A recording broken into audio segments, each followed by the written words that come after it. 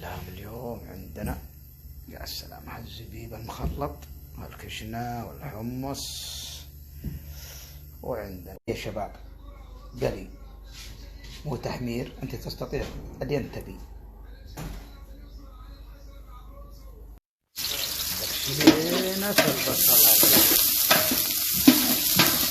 رز الرشيد، بعدين نشر الرز وهذا المويه الطبيعيه حقته، وبعدين نحط كشناتنا الحبيبه هذه.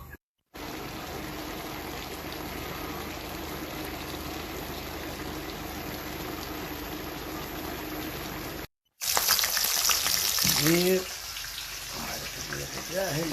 باقي هالحليب هذا الحين لازم نبكه هذه طبعا. جاهز حبيبه، جاهز. يا سلام هذا لا جدل في ذلك يا شباب، لا جدل لا جدل.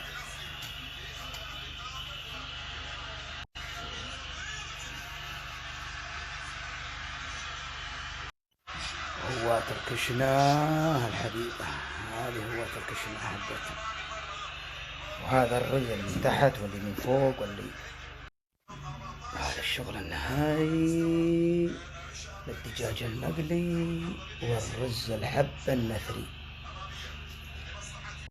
العافية للحضور.